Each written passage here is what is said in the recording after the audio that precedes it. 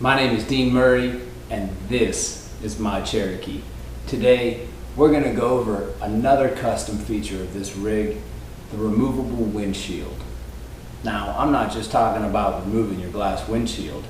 I'm referring to replacing your OEM glass windshield with a plexi-like speed glass style similar to Lexan, known as Marguard number 10. In today's webisode, we're going to go over templates, mounting, and the advantages and disadvantages of replacing your glass windshield with Marguard number 10. Thanks for joining me, and stick around. Well, it's summertime here in Texas, and it's going to get hot. So hot that I want to remove my windshield to allow some air to circulate through the cab at slow crawling speeds. I no longer have an ordinary glass windshield. It's been replaced with a Lexan type material called Marguard number 10. Marguard is a very durable, flexible, and relatively inexpensive when compared to its counterpart, Lexan. You can purchase it at most industrial plastic suppliers or online, and it comes in different thicknesses for different applications. In this case, I'm using 1/4 inch for the windshield. Super strong, yet still flexible enough to bend to fit the windshield frame of the Cherokee. So strong, in fact, that we shot a spare piece of it with a 22 gauge at close distance, and it didn't go through it. It just shrugged it off. Why is that important? I don't want to drive through the trails at faster speeds and have a tree branch penetrate through the windshield and impale me. So 1/4 inch is where I'd like to be. Some folks use 1/8 inch for their windshields, as I do for my rear quarter panel glass, but I wouldn't be confident in that protecting me as well. With that in mind, let's discuss the advantages and disadvantages of replacing your glass with Marguard. First, the advantages. I've already discussed the safety aspects of 1/4 inch, and in addition, it's lighter than glass. It's removable, and we all know how nice that can be if you've ever rode in a CJ with the windshield down. The airflow over your face at slower speeds is amazing. It makes summertime riding that much cooler. It's extremely resilient to scratches, but if you get a deep scratch in it, it will buff out with a little work. Lastly, the cool factor of being able to remove it when your buddies are stuck behind theirs, sweating like a pig in the summertime heat. Some of the disadvantages are it probably won't pass any state inspection, so this may just be for trail rigs only. As resilient to scratching as it is, I wouldn't recommend using windshield wipers. I have read that others claim it will not scratch it, but I cannot support that claim, and as a result, I have removed my wipers, motor, and all. Another disadvantage is installing it. It takes a bit of work to create a template, source the material, and make accurate cuts and mounting holes to put this on your Cherokee. Be prepared for a bit of a challenge. Speaking of templates, here's the one I created using poster board. When I removed the glass windshield, I simply traced the shape onto poster board.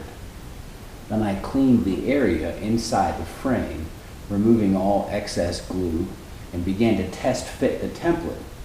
I needed to make small adjustments in order to slightly increase the size of the Marguard, because I didn't use a rubber trim piece or glue around the perimeter that reduces the size of the windshield.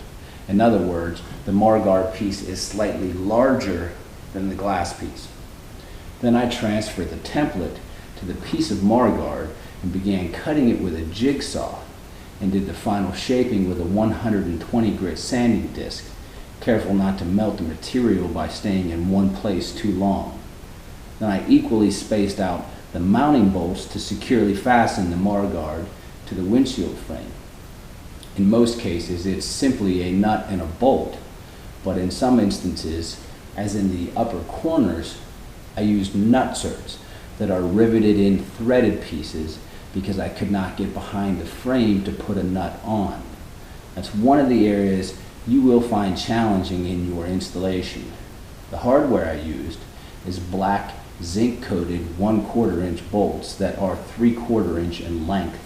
Unfortunately, they tend to show surface rust, so I have a stainless steel hardware that I also use. I just like the look of the black hardware better because it complements the color of my Jeep. Alright, now I'm ready to begin removing the Marguard windshield by undoing all the nuts and bolts around the perimeter. Here's an example of the hardware I used. This is a stainless steel option. It's 1/4 inch by 20 thread pitch and 3/4 inch in length. They're button head Allen key bolts available online or at your local nut and bolt house. I spaced them approximately 6 to 7 inches apart and have 22 around the windshield, 11 on top and 11 on bottom. Now, because I have a custom dash, I can actually reach up underneath the sheet metal panels and access the nuts on the inside of the bottom part of the frame. I also do not have any interior trim remaining to prohibit me from accessing the nuts on the top or the sides. These are obviously speed bumps that you will encounter if you have a stock dash or interior trim. For me, it's as simple as reaching underneath with a socket and loosening the nut while holding the Allen key on the bolt. In some cases, the nut is tougher to reach than others due to my interior cage and custom panels. But along the top side, all of the nuts are easily reached and quickly loosened, with the exception of the corners, where I couldn't get behind the windshield frame and had to install a nut cert. Here's an example of a nut cert. It's a handy little device that you install with a rivet gun. Drill your hole, pick the size nut cert that you need. They come in many different sizes and lengths, and use the rivet gun to install them. And when you're done, it will stay in place and allow you just to thread your bolt in without the use of a traditional nut. Like I said, this is going to be one of the challenges of installing your Marguard. Let's move on and I'll show you the hardware as it appears on the inside of the cab. Now we're inside the Jeep and I'm going to show you the interior view of the mounting hardware and its accessibility. As I previously said, the top row of nuts are easy to get to with nothing really in the way, with the exception of the corners where the nut certs are. The backside of the windshield frame is not visible because it's like a pocket of sheet metal and it would be impossible to get a traditional nut in there. I would show you that, but my roll cage gets in the way of getting any good video footage. But for the rest of the nuts, you just throw a socket on them and you're halfway home. But for the bottom nuts, it's a different story. As you can see, we have a custom dash setup in here, and we made it, designed it so that you can reach up underneath of it to access the gauges and whatnot. Well, because of that, I can reach most of the hardware in the areas. Some of them are still tough to get to, but yet reachable.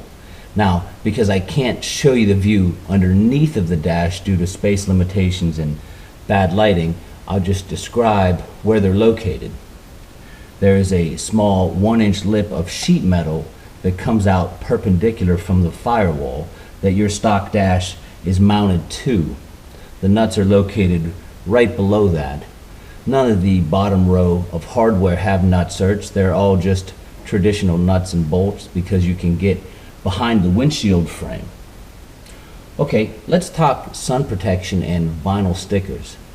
I didn't want to be driving into the sun and not have any kind of tint on the windshield, so I bought some black vinyl decals and applied them on the inside of the Marguard to prevent them from peeling off too quickly. These are black vinyl stickers, top and bottom. The top is for sun protection and the bottom simulates a wind deflector that I will show you in a bit. Now, when I drive into the sun, it only appears as a dim orange ball of light through the vinyl decal, making it much more manageable. These two decals give the illusion of driving in a tank when you're in here. Your vision is barely impaired, but in a good sense. It also gives the Marguard windshield a bit more style from the outside. Now I'm going to remove the Marguard and in return when I'm done, I've got a couple more things to show you that I'm going to do and put in place of the Marguard. Stick around.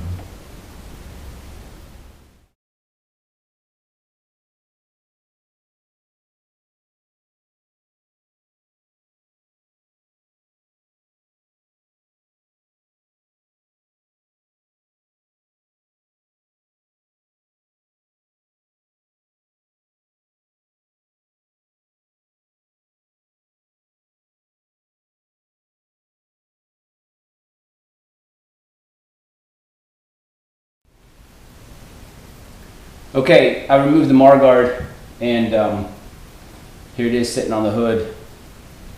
It's fairly light. Like I said, it's 1/4 inch. Probably weighs about 20 pounds. That's a guess. So it took me about 12 minutes to remove it. It's a lot easier to remove it than it is to put it on. A lot of these bolts are pretty easy to do. This is my custom dash, and it bolts down into the same holes as the windshield, or it bolts down here. So these are easier to reach right here, these 3 and 4. But when you get over there, I've got some wiring back there. The wire harness is back there, and it's a lot harder for me to get my hands back there. So now that I removed the windshield, I've got this gigantic open area, and I need to kind of fill it in a little bit to, for aesthetics. I want to come back with a sun visor, and I want to come back with like a wind deflector here. So what I did was I created these templates that are the exact same size as the vinyl decals that are on the Marguard. Okay, so there you have them. Now these are not just, this is a 6-inch piece. This is not just a 6-inch rectangle across here. As you can see, it's got its bend to it. So you've got to adhere to the windshield, because as the windshield bends, it distorts that rectangle, and it would look really funny if you just put a rectangular piece across there. That's why you've got to give it these lips. All right, so then after I transfer that from the windshield to the template, that'll fit in here like this. It'll stand up a little bit, and then this one's up here. Okay. And after I transferred these to the template from the windshield, we went and cut pieces for it. This is the sun visor. These are 22 gauge sheet metal pieces. They all match the same hole pattern around the frame that the Marguard does, so they're interchangeable. This is like my summertime setup here. What we did was we put a, see if I can show you this. We put a 3/16 piece of round bar right here welded to it. You can see all the little stitches, and that keeps it from flapping in the wind. The top part's mounted, the bottom part's free, and it gives it a really nice smooth edge. You're not just running your finger on sheet metal. So this will go up here, keeps the sun out real nice, and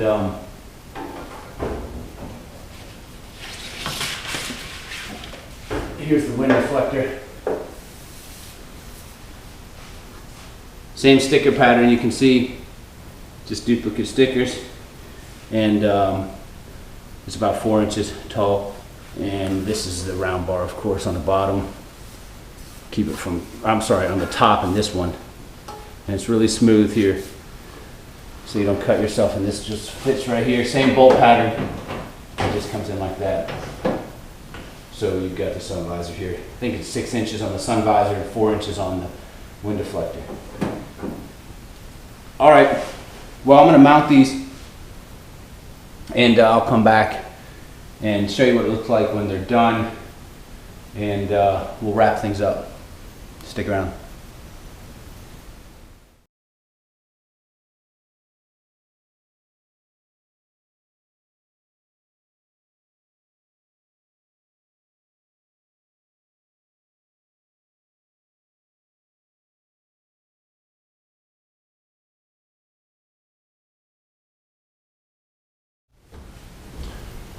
Okay, we're back with the final product. As you can see, the wind deflector and the sun visor are installed, and they're similar to the patterns that were on the Marguard. It's a 4-inch wind deflector. It's a 6-inch sun visor. They're bolted to the same bolt pattern that the Marguard was bolted. I went ahead and gave these a fresh coat of black paint. They were showing some surface rust. As you can see on some of my other panels, like this cowl that I replaced, it's bolted down with stainless steel. I'm going to take those off and paint those up as well. I kind of prefer the black. It's just a personal preference. So these are functional in some regard and really just aesthetic in others. The wind deflector's purpose is actually to interrupt the wind flow, take the low wind like this, and as it comes up, forced up from the wind deflector, it would interrupt the airflow from straight on, and it would persuade it to go over the roof. It doesn't do that. It's more of a look than anything. If you didn't have this on here, you would see the dash and the window frame, and it would look really bare. It looks fine from here to here because it's painted, like I painted all the inside of the window frame black.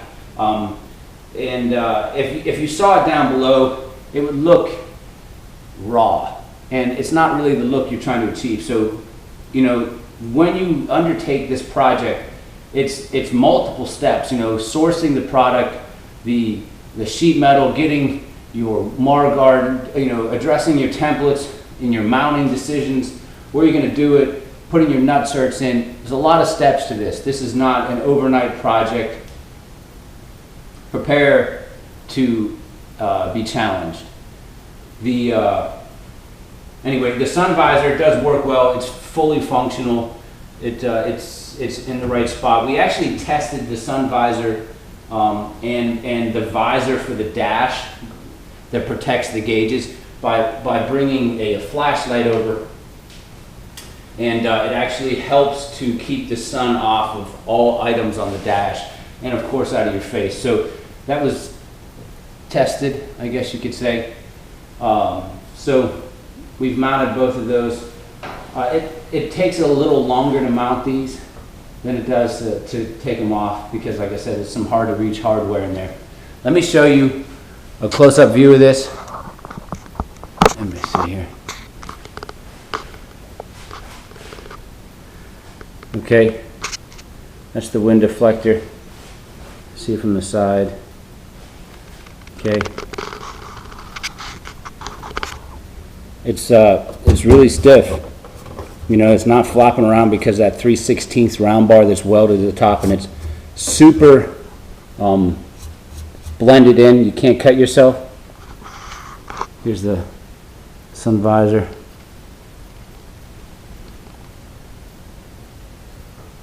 Kind of tucks in there. So everything works out well. It's been on this rig for a couple of years now, and I'm really enjoying it. I really enjoy the summertime when it comes around, the opportunity to take your windshield off. You know, and that's the entire purpose of this, is to take your OEM glass windshield out and put Marguard in so that you can remove the Marguard in the summertime. If you were to just keep your Marguard in year round, then there's no reason to even do this mod. But it's bolted in on the same bolt patterns for a reason, so that you have a summertime look and a wintertime look. It is nice to have the wintertime glass and, you know, protecting yourself from the wind. It gets bitter, and you can hide behind it. It makes an enormous difference. Even if I don't run, I have vinyl windows for this. Even if I don't run a vinyl window, if you can just get behind the glass, it makes an enormous difference. But the minute you take it off and you run the summertime look, it's a big deal. You know, you can feel it. So we're going to wrap this video up, and I want to thank you all for joining me again for another episode. My name is Dean Murray. Appreciate your support. Crush that like button if you get a chance, and hit subscribe for more future content.